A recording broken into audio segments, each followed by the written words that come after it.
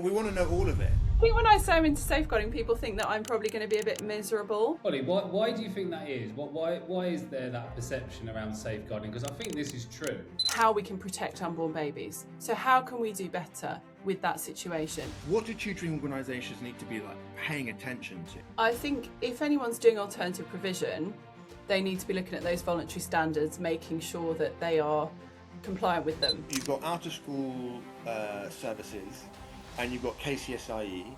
The issue with that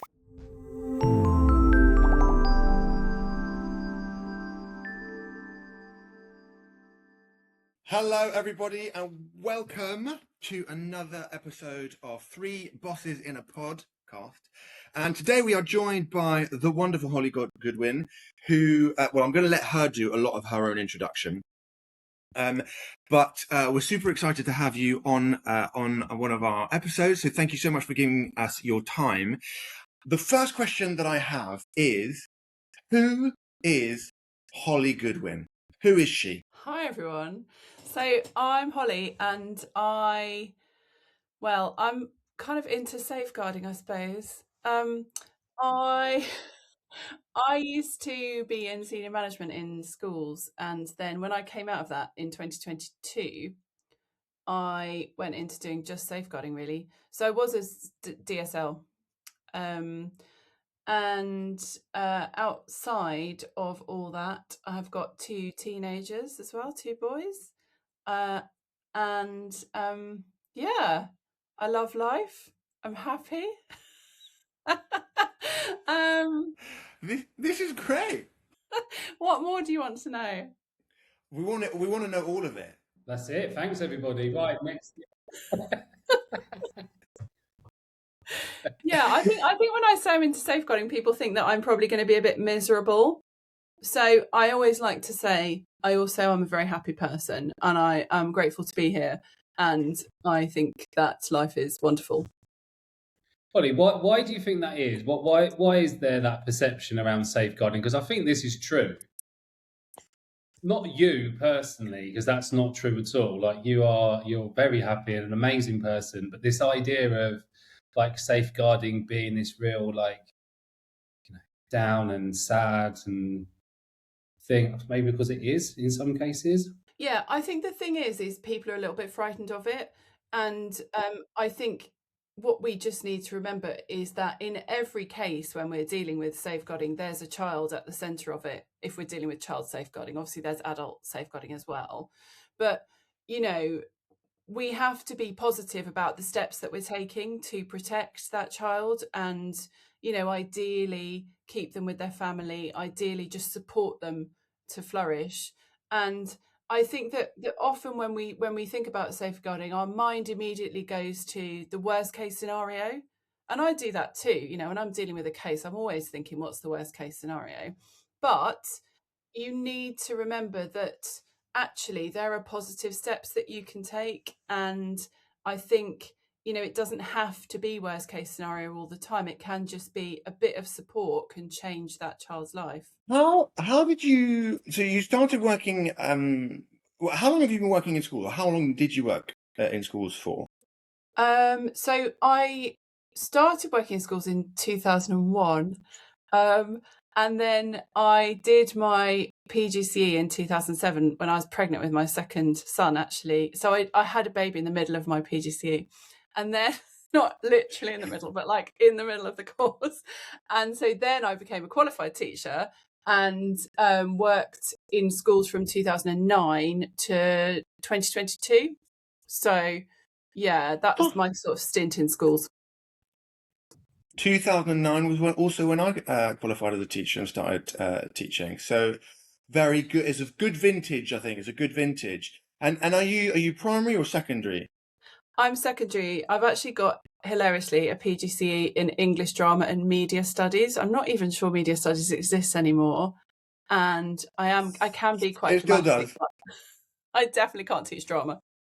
So Okay, so you climbed up to the ranks of SLT, and then and how is it? What's the story that you kind of ended up being a bit of a specialist in safeguarding? I think I started a job in 2017, and on my second day they said, you're going to be the safeguarding lead. And so I said, okay, that's nice, and sort of just ran with it, as you do when you start a new job. And then I carried on doing that role, and then I went to another school, did the same role, and I enjoyed it. I felt like I was good at it and good at communication. I think that's part of what it is all about, really. And then I decided to leave senior management, and I thought, right, okay, what is it that I can do that I'm good at? And I carried on tutoring, carried on teaching, but I also thought I need to do a bit of safeguarding. And then with safeguarding and tuition, I think that has just grown over the last 4 years into something which actually is quite exciting, and just that more regulation of the industry is really exciting. And I think it's just developed from there, really. What do you think is the primary factor? And I agree with you. I think for the last 4 years, and for me, the journey started a little bit earlier than that. I think it started with the advent of the national tutoring program. So even maybe 6 years ago, dare I say, that the conversation about safer recruitment, safeguarding, is much more focused and is a much more focal point in the tutoring space. Why has there been such an enormous shift of the needle in the tutoring sector? I think it is because well, the pandemic is one reason. So I think a lot more children were tutored online, obviously because of the pandemic. And I think what happened there was that people started to think, okay, this is happening, but it's very different to a face-to-face scenario in a classroom or something, where we know that there's regulation and we know that checks are being carried out. Online, what's going on? It's a bit mysterious. And I think part of it is that. Part of it is just that quite a few companies now are making tuition much more accessible, much more affordable. Schools are using tuition, as you say. Schools are using alternative providers, which are sometimes tuition businesses. There's much more awareness, I think. And Richard, you'll know a lot about this, I think, in terms of tuition just being more accessible. It's no longer just for people who can afford it, who are wealthy. Yeah, I think it's been a growing industry for ages, that's for sure. There are initiatives like, just as an example, like the £2 hub. It's a really easy one to kind of like point a finger at and go, wow, like you're not going to get anything as more accessible than getting a tuition session for £2, and everything's £2. So you can basically just go in and just pick up. I mean, they're large classes, a different business model to what most people would recognise as tuition. But I think there's an element of this is for anybody who works with children and families. If you scale up anything, like let's say, just take me as an example. I started off with around about 5 children a week when I first started. If I then times that by 100, the likelihood of having safeguarding coming up as something that I have to deal with it's just the likeliness is going to happen. And like staying ahead of your own training and being aware of your responsibilities and just basically keeping children safe, because that's essentially what we're talking about. You're just far more likely for it to occur. Now, I've not scaled to that kind of level, but Matthew, you have. So therefore, you must see this. I don't know if it's on a day-to-day basis, but it must be something that comes in, like the worries or concerns or things that are noticed, and you take records, and it goes to whoever is a DSL in your company. But I think, like cycling back to like the accessibility thing, probably is one of the main reasons that I see teachers wanting to get into tutoring is because they have a certain family in mind that they want to support. And if you go back 5 years ago, maybe 10 years ago at a push, those families wouldn't be able to access tuition. They wouldn't be able to be on the cards. Whereas now there's probably a way of having a business model where it is accessible to them. Yeah, I think definitely. I think there's, well, first off, there's a huge there's been a massive growth in small group tuition sessions, which immediately bring the cost for the client, for the families down. And I think also lots of people who would not have ordinarily had tutoring in the past, and I'm talking predominantly alternative provision.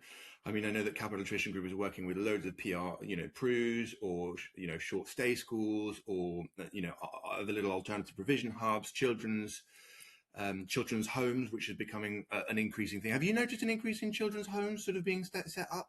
Well, we'll talk about that in a moment, because that's something that's sort of a big old question mark in my head at the moment, because I'm like, oh, this thing that I'm suddenly experiencing. So yeah, I think those are probably a lot of the reasons why safeguarding is exploding, because it's also, for me, the tuition sector is colliding with mainstream education in this kind of fuzzy grey zone, which is all things SEND, SEMH, EBSNA students, etc. There's just a lot. Tutoring and schooling, or mainstream schooling, is meeting more, isn't it? Yeah, absolutely.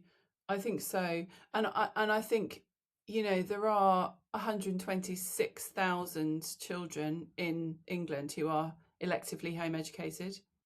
126,000. That is a massive number.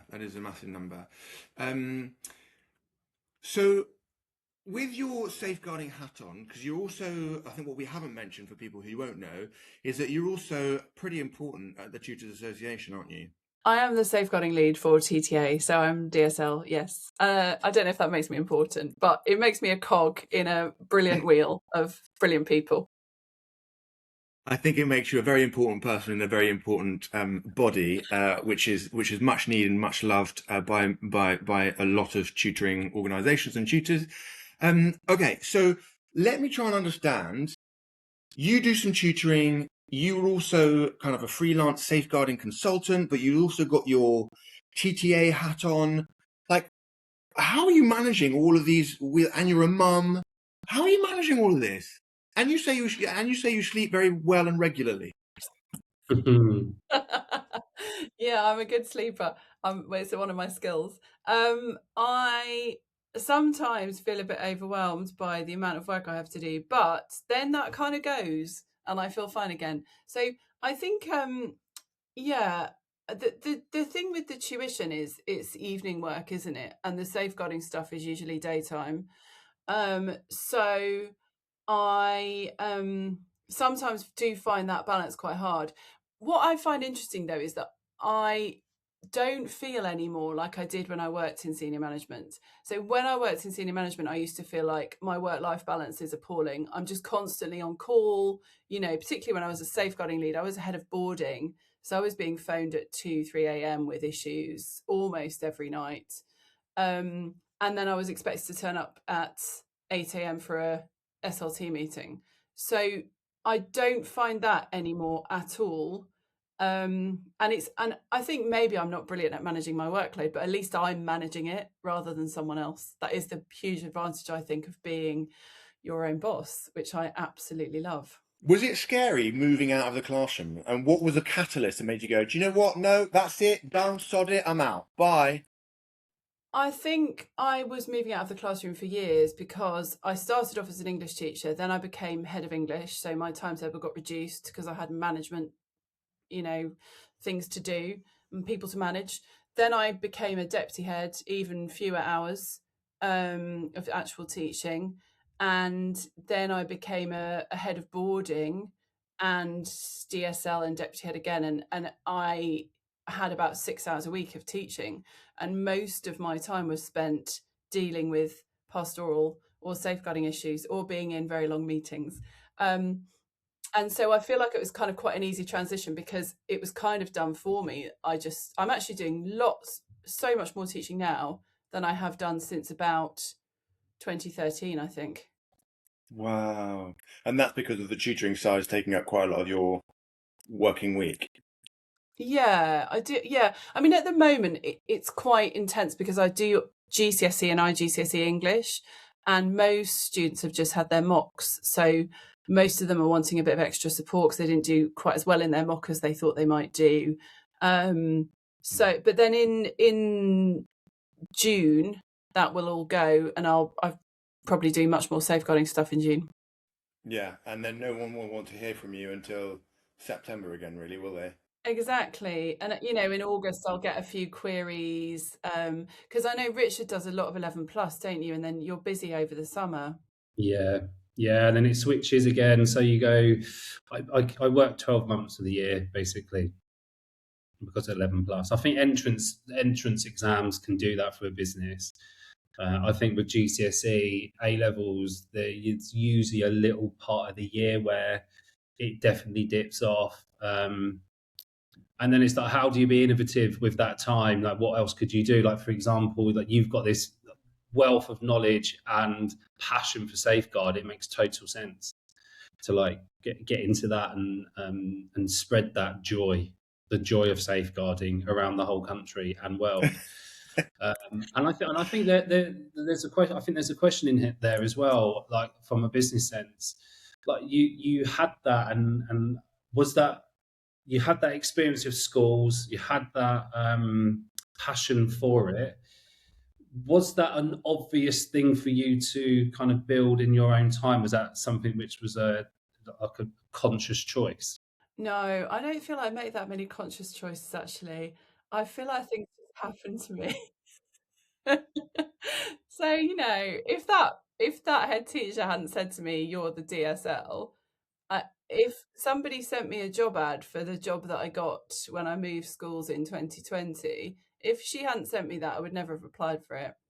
I think I'm just, yeah, I've got a lot of really lovely friends and colleagues and ex-colleagues who are incredibly supportive, and I think I'm really lucky, to be honest, because often opportunities will just kind of come to me and I haven't made much effort. which is just so nice. I recognise that might not continue. There might be a limit to it, but I like people, and I think I really try and stay in touch with people. When I've left a job, I've still got friends from when I worked in a job in 2001 in Lewisham in southeast London. We still see each other, and it's kind of nice, I think, to do that. And then you'll get chatting and you might be able to send them something that's helpful for them and they send you something, and that's kind of how I've managed. It's a bit of networking is probably the proper business term. Listen, it's the proper term for going, let's just have a chin wag. Let's just have a lovely chit chat, shall we? So let's pick up on this, because I'm really curious about, because you're ostensibly making a living out of consultancy and safeguarding and DSLing, and what does that look like, and who are the people that are coming to you asking for assistance? Are they individual tutors? Are they tutoring organisations? What does that look like? Sometimes individual tutors, absolutely. Sometimes agencies or businesses, tuition agencies or businesses. I still do quite a bit of school training. So on inset days, you remember those fun times? September, January, and April sometimes as well. So those bookings will come in. So I'm already booked for September for a couple of schools. And then I'm doing quite a lot more work with universities as well, because that kind of duty of care thing, when somebody is 18, so they're an adult, but they still might make unwise decisions and they might end up in challenging situations. And actually, the university does have a duty of care to look after them and support them with their mental health and with other wellbeing issues. So I'm doing a bit of work for them. And then the other thing I do quite a lot of is work with charities, organisations who perhaps haven't thought about their safeguarding policy, but are now thinking, okay, we just need to make this a little bit more robust. It needs to kind of stand up to scrutiny. If there is an incident within our charity, we want to make sure it's handled properly. It doesn't end up in the media. It doesn't end up causing us reputational damage. So I will sometimes do a bit of an audit with an organisation or charity. And you mentioned children's homes. I do quite a lot of work with children's homes as well, training care staff. in terms of looking after those really vulnerable children who have often been subject to exploitation or abuse in their past. Right. So, with all of that wealth of knowledge that you're probably, how are you keeping yourself up to date with all the changes? And are the changes in safeguarding protocols, standards, legislation, are they evolving extremely fast, or are they easy to keep up with? This is such a good question. Such a good question. Right. Is So, it? yeah. So I do keep up to date actually by mostly through emails that pop into my inbox with updates. So I'm signed up to this gov.uk page, which updates almost every day with stuff. Some of it is completely irrelevant, like a council going bankrupt, but some of it is, we've published this new piece of research or there's this new consultation. So, you might remember that very sadly, a couple went on the run and had a baby called Victoria Martin, and it was Constance Martin, and I can't remember the guy's name. They went on a run. It was all over the media. Unfortunately, their baby was found dead, and there has just been a big review published into how we can protect unborn babies. So how can we do better with that situation where that couple, he was known to police, she had mental health issues, and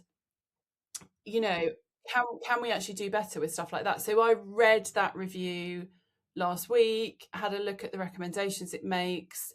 I'm going to incorporate that into my training, because last week I was doing training for sonographers, actually, funnily enough, who are obviously scanning women who are pregnant and having babies. And so we were looking at, the rights of the unborn child. We were looking at what can we do if a concern is expressed. And so next time I do that training, I'm going to incorporate information from that new review that's gone on. It's just so, I find it really fascinating. So I stay up to date by doing that, but also things are changing. When that case happened, the government commissioned a review into the whole situation, because it shouldn't have happened. They shouldn't have been able to take their child and go on the run. And it's so I suppose things like that I think are brilliant. There is also, there are the bills going through Parliament: Children's Wellbeing in Schools Bill, Crime and Policing Bill. There's the alternative provision standards, which are voluntary at the moment but very likely to become mandatory. There's the SEND white paper, so I don't know when that's coming out. So there's all sorts of interesting things, I think, happening. There was a consultation on out of school settings, safeguarding in out of school settings, which includes tuition, and a document's gone out from the Department for Education for parents, so they know what questions to ask. And what else? Oh yeah, and keeping children safe in education. They've just launched a 41-page consultation around the changes. So it's all happening. This is amazing, like, and you just reeled all of that. That's just like, we've probably just scratched the surface there. I love it. This is so much. But how is it? How is this going to form the next 6 months, a year, 2 years, 5 years in the tutoring / education space? Like, what do tutoring organisations need to be like paying attention to? I think if anyone's doing alternative provision, they need to be looking at those voluntary standards, making sure that they are compliant with them, because they'll be becoming mandatory. I think keeping children safe in education is interesting, and I think any agency or business needs to have a look at that consultation and see about some of the changes, because although tuition isn't mentioned, I've checked, there is a possibility that it could come into that as well with this out of school settings. There are things like, I think, tuition businesses and agencies just need to be aware that more regulation is coming. I can't say when it will come. I wish I could, but I can't. But I think it's coming. And I think if you think you can just carry on operating, if a business or agency providing tuitions thinks they can just carry on operating in the way that they are now, they're probably wrong. And some of these things, yes, you don't have to do. but I think you should do. So, the things that you offer, Matthew, the checks and everything, I think it's just so important. It's a lot of what uh, some of the reactions that I get when I talk about tutor on boarder and safeguarding to tutoring organizations. One of the responses that I get is, yeah, but how much stuff do we actually have to do? How much of this do we need to do? And it's a question that I find really curious, because it's the question that I asked myself when I'm like, this is just absolutely overkill. And now, of course, I'm a converted member to the choir sort of thing. But before I was like, this administration is going to sink my business. Da, da, da. And so there was naturally a lot of resistance, a lot of like digging my heels in. And now I'm on the other side and I've swallowed the pill, so to speak, and we've got our systems in place. I go, well, yes, of course. I mean, absolutely. Why was there ever a resistance to it? Do you encounter organizations or people who would just be like, no, safeguarding, no, la, la, la, la, la? Or do most people go, oh, there's a knowing nod there? Or do most people go, yeah, no, we get it? I think I genuinely believe that most people are good people and that they are doing things for the right reasons. And I think if they are doing that kind of la la la la la thing, it's because they are frightened of it and they don't understand it. And they're thinking this is too much for me and I can't cope with it. And that feeling is probably familiar to all three of us. Just, it's too much. I can't deal with it. I'm just going to forget about it. Bury my head in the sand. But I don't think it's through any malicious intent that people are not doing these things. I think it's simply because they don't understand or they don't have a process and it feels overwhelming. And obviously some people have also had bad experiences in schools and they kind of feel like, oh, safeguarding is for schools and I left all that behind me. I don't have to deal with that anymore. But unfortunately, the number of different organisations that I work for who've had safeguarding issues, it's just huge. And so actually you do need to think about it, and you need to think about it even if you're just tutoring adults, because adults will have issues too. So I think just widening awareness of everything. Hopefully one of my main aims with the TTA role is to just widen awareness of safeguarding and make sure people feel comfortable asking the questions, make sure that they don't feel overwhelmed by it, and make sure that they've got someone to come to if they need help. And some people will send me 2 pages of A4 with about 20 questions on it. Some people will just want one little thing. I prefer the one little thing. But I will get to I've got a couple of pages in my inbox at the moment actually that I need to get to, but I will, I'm there to help.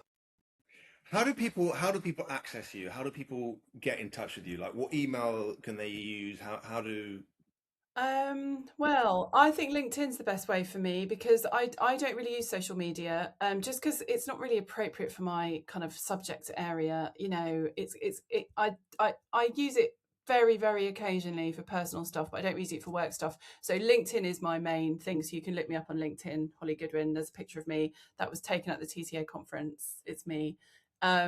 Looking super smart. Yeah, it's amazing. I don't know what they did, some sort of AI filter or something, but it's incredible. I love it. I use it everywhere. My team said the same thing. A couple of my team had headshots taken, and they came back and they put them on their email signatures, and I was like, "Oh my gosh, you look amazing! That's such a stylish photo. There's a little bit of attitude there." And so I one of my know. colleagues was like, "Have you seen what the AI has done to my chin?" I've not even noticed it at all. Her chin looks fine, but I can't remember. I can't even see the slightest bit of difference whatsoever. Okay, so we know that legislation is coming down the line. We can't say when. We know that there's an awful lot of information out there, which is just completely overwhelming. We know that tutoring organizations are going to have to amend their protocols, amend their procedures and systems in order to incorporate this more and more and more into their sort of day-to-day business operations. Let's talk about where the real pinch points are going to be for most organizations.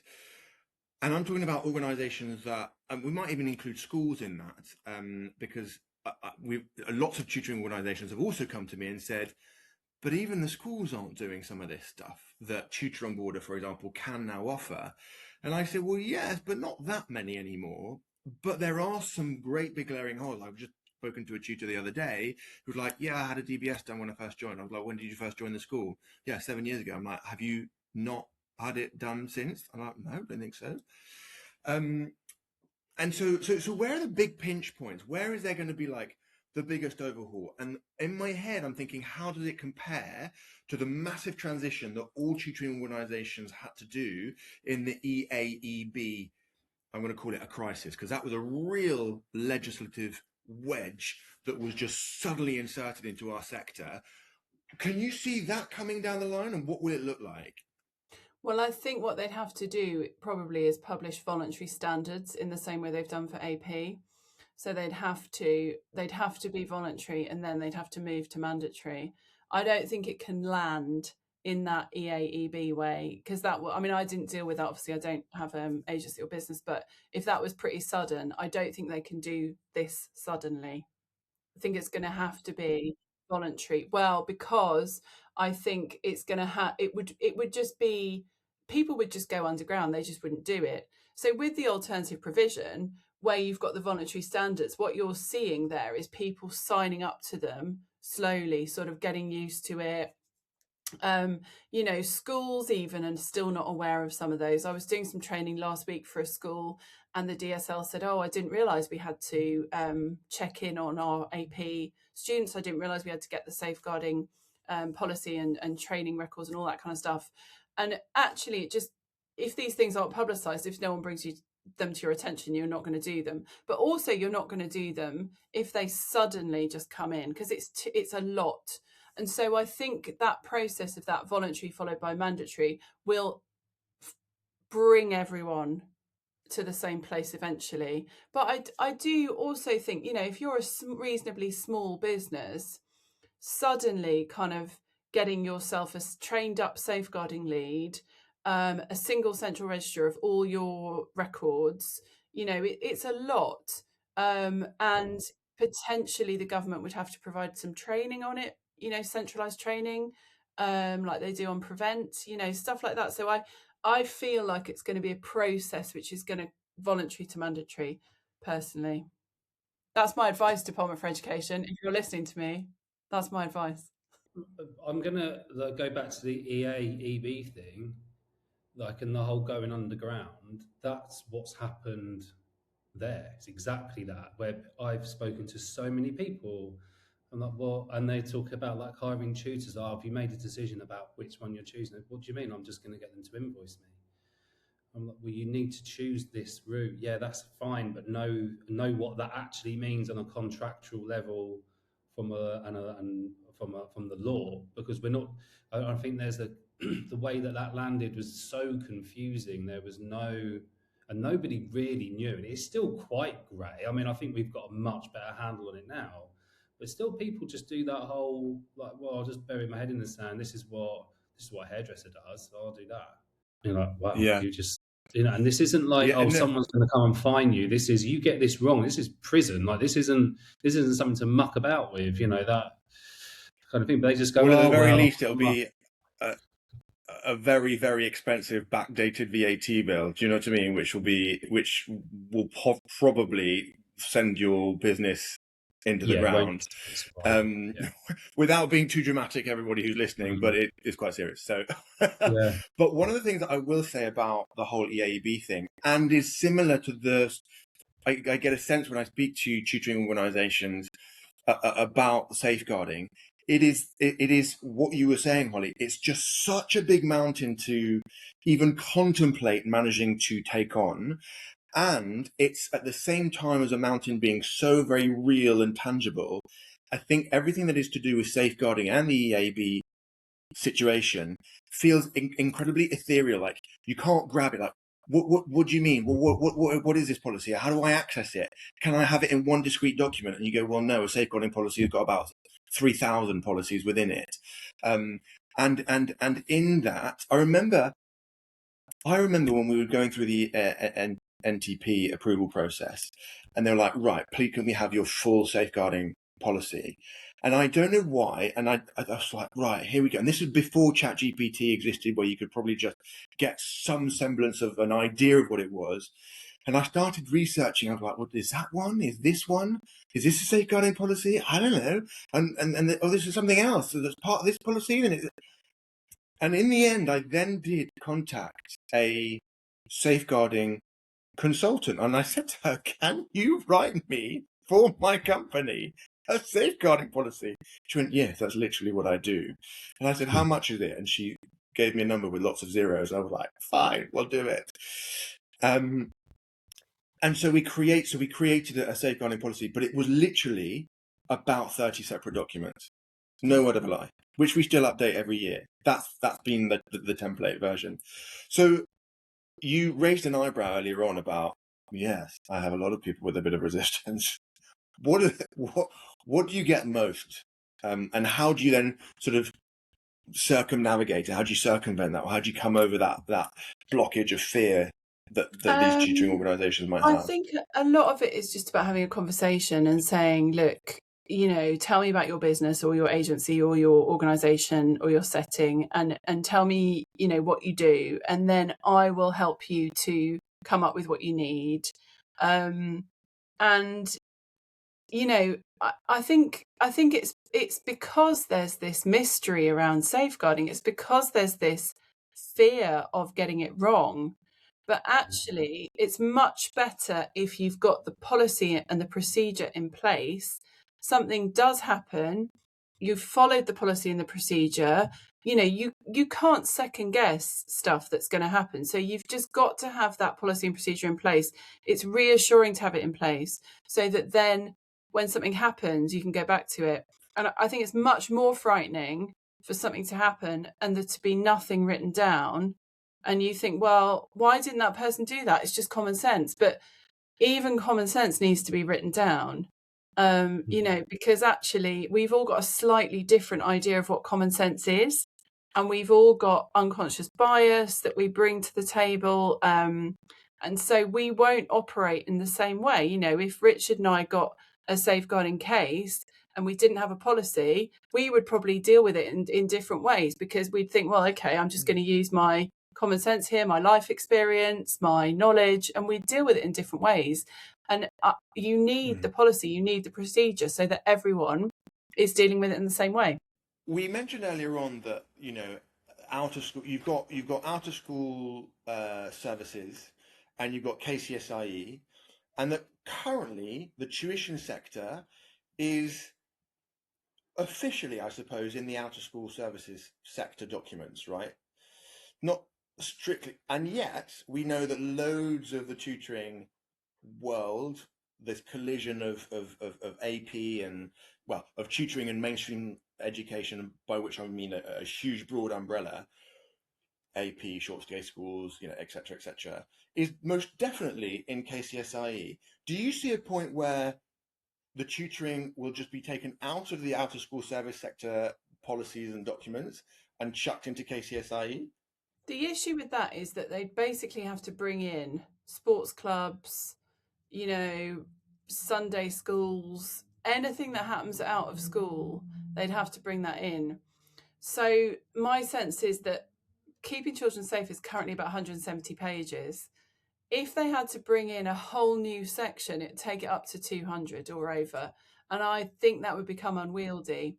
So my sense is that it will need to be a standalone document for out of school settings, and they will group those together. That's the road they've been going down. I think that is the right road, because we are different to schools. We're not schools, because if we were, we wouldn't be doing what we're doing.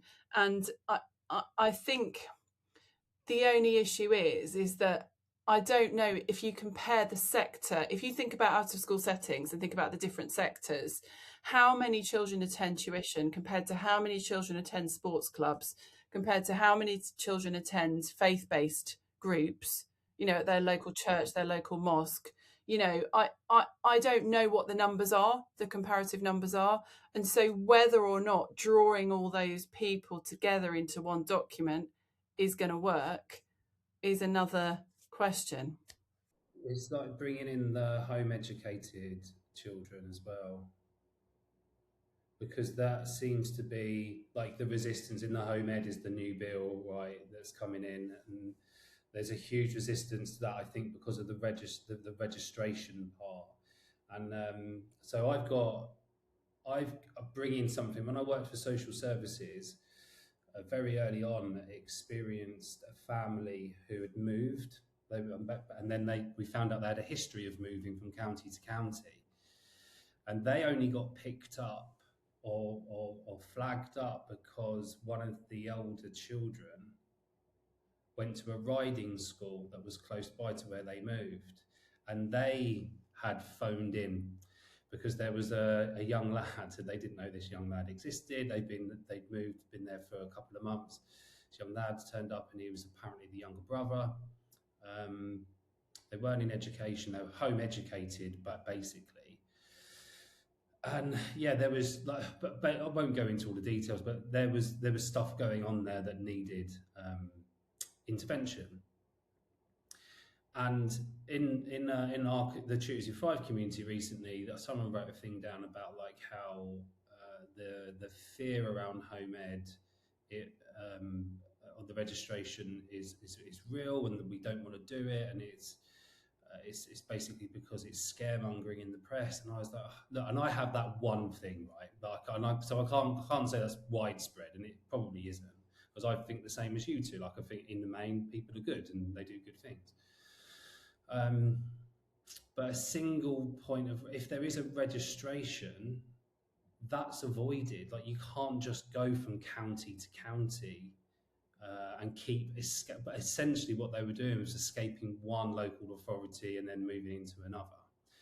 And it didn't just put those children at risk, it kept them at risk because the parents just kept moving. So what's the balance? Like, I bring that fear in, and there's probably like a 1 in a million, chance of that actually being replicated, I suppose. I know I'm kind of making it a hyperbole there, but far better to have something in place than not. So what's the resistance? Why is it, and how does it all fit? Is this going to be okay or not? I think the thing is, people think that by home educating they are distancing themselves from the system, don't they? And now they feel like they're being drawn back into the system, and that's really difficult for them because the people who home educate don't want to be in the system. They don't want their children to be in the system. And I think what they want is for nobody to have any oversight of them. And I don't really think that's realistic, because I think that if those people, and 99.999% of them, are never going to abuse or neglect their children, but if they actually thought about, okay, let's picture another family where there is abuse going on and nobody ever sees that child because they're kept in the home, they're kept behind closed doors, they have no interaction with professionals at all. So parent doesn't take them to the dentist, the doctor, parent doesn't allow them out, doesn't allow them to socialise. Wouldn't that 99% of people want that child to be helped? Well, of course they would. They're not going to say, oh no, I just want them to be able to do what they want. But they see it as an affront on their liberty rather than seeing it as a protective force to protect that one child in that group of 10,000 people who actually need it.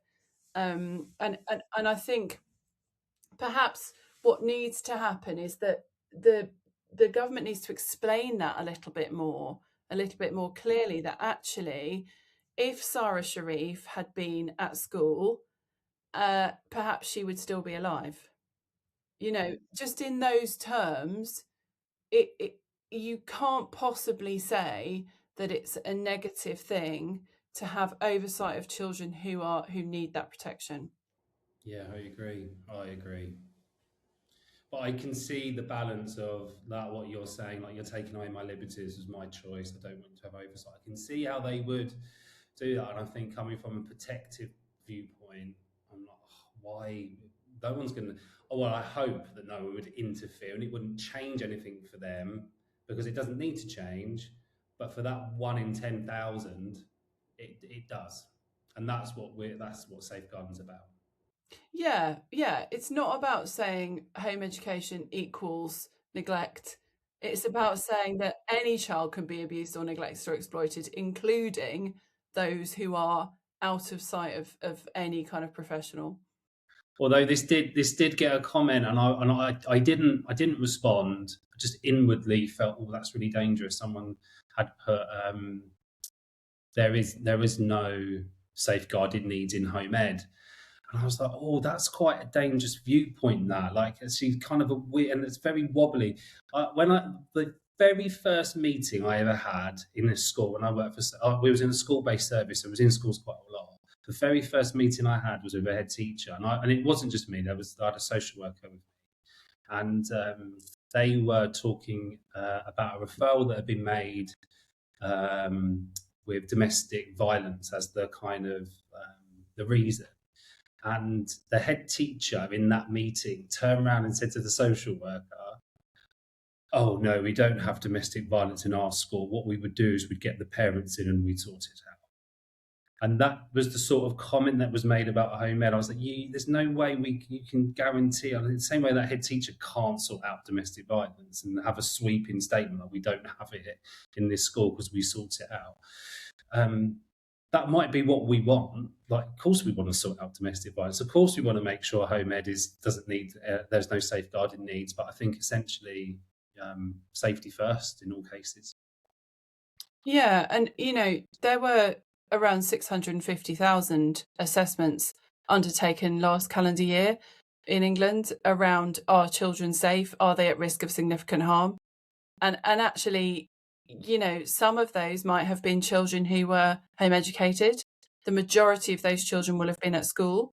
But abuse, it happens everywhere. It happens in affluent, wealthy families. It happens in families where there's a cycle of poverty and deprivation. It happens when children are home educated. It happens when they're at independent schools, when they're at state schools. It just happens. And, you can't siphon off a sector and say, oh, these children are okay. We're not going to bother looking at them. We'll just leave them. But everyone else we'll have a look at. It's, a tangent to go down. Say, I feel like, it's very difficult not to just keep tapping on the door of all the little bits. But it is fascinating. We're coming up to the point in the podcast where you get to set us a challenge. But before we go on to that, you've kind of wonderfully described your journey through, doing your PGCE, giving birth in the middle of your PGCE, and then moving up through the ranks into SLT, and then migrating away from the classroom, both through your job and then eventually leaving classrooms altogether and the school establishments altogether. You have done it feels like you've had a lot of chapters in your life. And so one of the questions that we ask all of our guests is, what would you say to the younger version of you? Okay, so I would tell her to put boundaries in place, because I'm terrible with boundaries even now.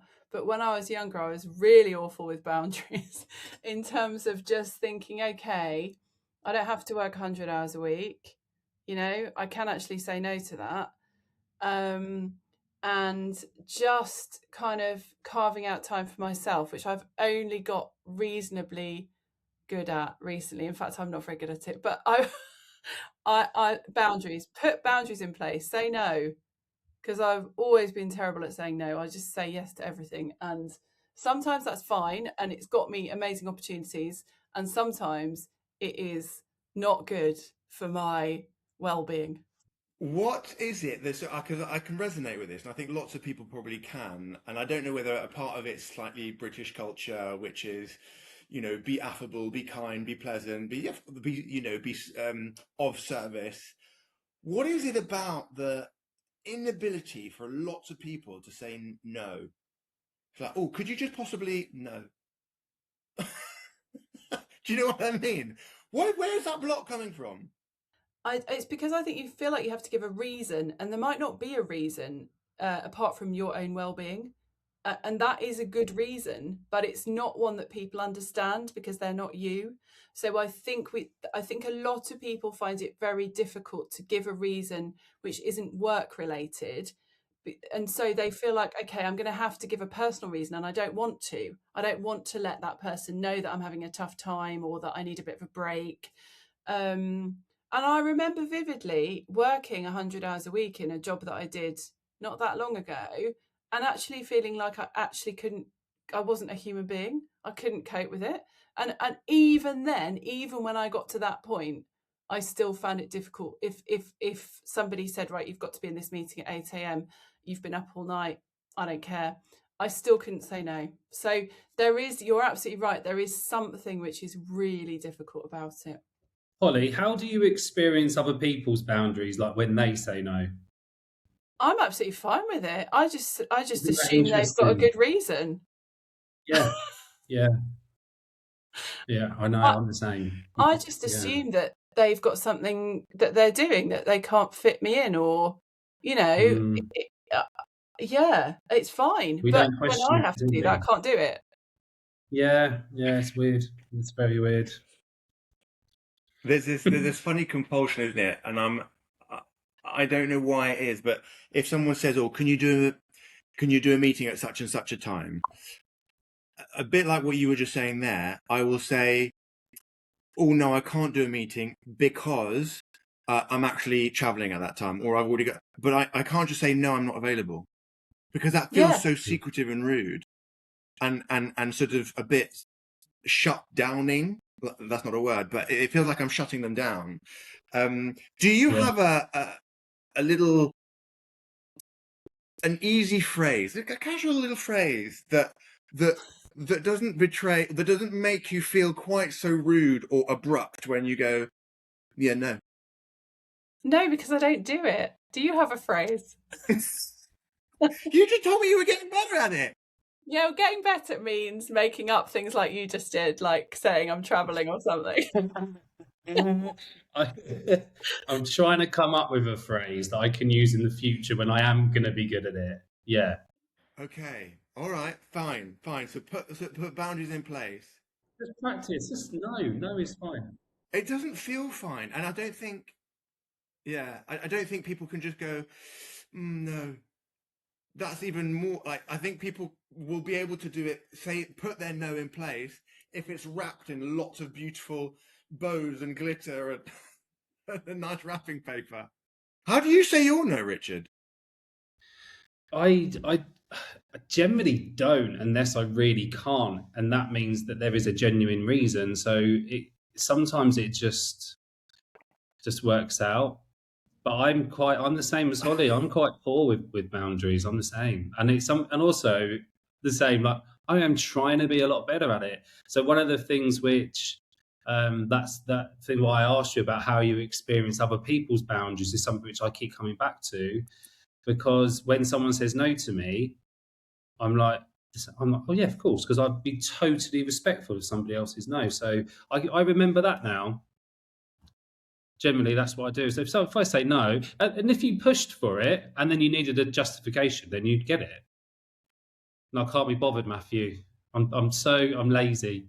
Or actually, no, I've got meetings that day. You know, just generally speaking, if you're saying no to something and it's a reasonable request, there is a reason why you wouldn't do it. And if you're saying no to something that's unreasonable, I think you don't need to justify that anyway. I wish I had learned that earlier. Well, that's fair. How? When is there a time when you're like, I just wish I'd said it then, like when you were 20, in your 20s or even earlier, or maybe in your 30s? I think being on senior management, you kind of feel like you can't say no to things because you feel like you've got to be this role model of somebody who says yes to everything, and even when it is unreasonable.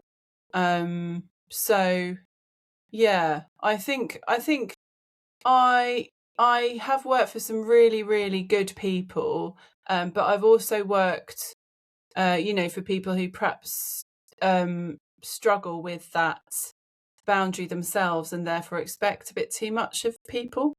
I think we're all a bit guilty of that.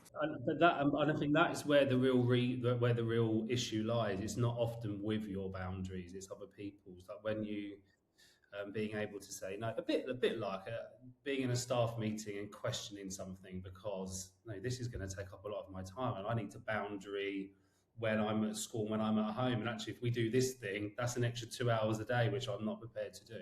And suddenly you get into trouble for being. I was always like, oh, you got to stop putting your hand up. You got to stop questioning these things. You just got. No, everybody needs to put their hands up and sort of question this. This is insane. What are we doing? Why am I the only one? Always me. I was always the only one. I was always the one that went, hello, I've got something to say. Yeah. So often it's other people's boundaries that and also there's loads of other things like people pleasing in there as well. Like there's lots of things that you consider actually. But so that's why I don't think it is as easy as saying like, oh, have strong boundaries and say no. I think there are other things you kind of have to tweak and pull around a little bit until you find out what's okay.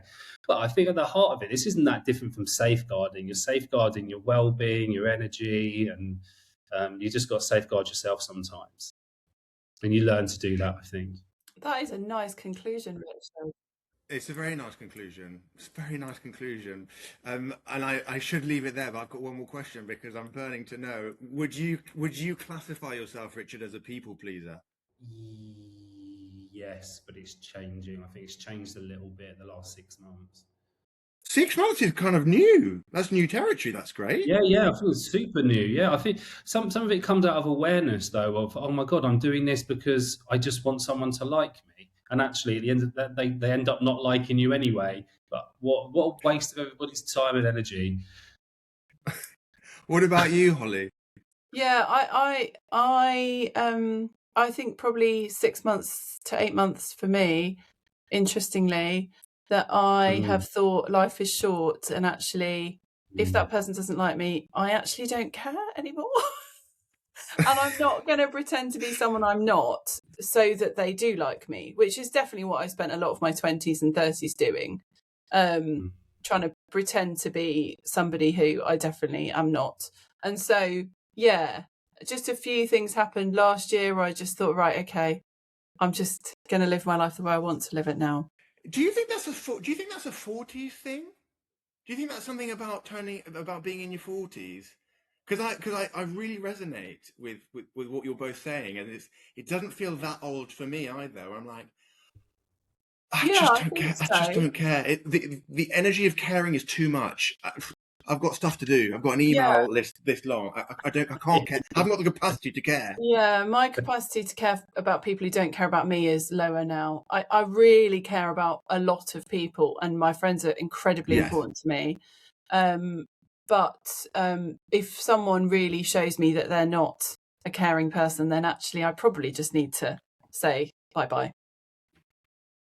Yeah. I love it. So putting in your boundaries, everyone, hear that? Put them in early doors and get used to that little behavior pattern. And then, of course, Holly, you get to throw the gauntlet of your challenge for me and Richard. So we're super excited to hear what you've got in store for us. We don't know what it is, and we are finding it out in the same time as you are. So we're all ears. Okay, so I do love safeguarding, but my other passion is actually reading. I really strongly believe that reading can affect your mental health in really positive ways.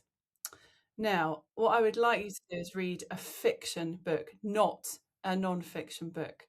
So I would like you to, it can be anything at all. I really don't mind because I don't know what books you like to read, but I would like you to read it, and I would like you to read a chapter a day for however long it takes and however many chapters are in it.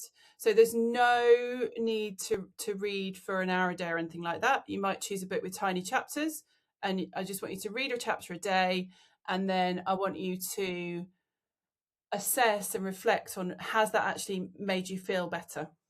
Love this. This is my favourite one so far. I love this challenge. I love this challenge because a couple of years ago I made a New Year's resolution of like, I need to read at least one book a month. And it transformed kind of like my bedtime routine and my getting myself wound down for the day. And I've lost that habit a little bit. So this is a perfectly timed challenge, at least for me. What do you think, Richard? Yeah, similar. Like I did something maybe 5 months ago where I was like looked at my bedtime routine and changed it. And one of those things was reading, even if it was just 20 minutes. And I've lost that as well. I think since January, I've not done that.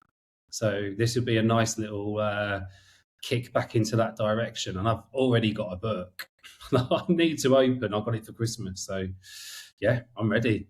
Great. I'm really pleased. What are you currently reading at the moment, Holly? Oh, well, I've got really into Charles Dickens because when I read Dickens, I did a degree in English literature when I was much younger, and I hated Dickens. I just couldn't get into it. I thought he was writing about stuff I didn't have a clue about, working, getting married, having children, all that kind of stuff. It's like adult life. I wasn't interested in any of that. And now I absolutely love it because what he does is he creates these tiny little kind of snapshots of life, and it's just incredible. So I'm reading Our Mutual Friend, which was it's his final completed novel. He did start another novel but didn't finish it because he died. And I'm really enjoying it, and I'm reading a chapter a day. Is it Nice. Okay. fabulous? Well, when we see each other in person, I will ask you how the course of that story reading, that book reading went. Is it another classic Dickens? And what I mean by that is it literally the size of a doorstop? Like Yes. like the Yellow Pages. Yes, but what's interesting about Dickens is he didn't originally publish his books as massive doorstops. He published them in magazines, in serials. So you got a bit of it to read, and then the next week you got the next bit, and then you got the next bit. So nobody expected you to be able to read this huge book. They expected you to see it as a kind of ongoing story. It's exciting. You get to the end of the chapter. What's going to happen next? We won't find out till next week, like the old days of non-streaming services. TV. Yeah. Binge Wow. reading rather than binge watching. Yeah, so binge reading is not a thing. You took your time in the Victorian era. I love it. And on that note, ladies and gentlemen, thank you so much for watching. And thank you especially to Holly for bringing us your wisdom, your insights, your passion, and all things safeguarding as well. And we will look forward to seeing you all in the next episode of 3 Bosses in a Podcast. Bye for now.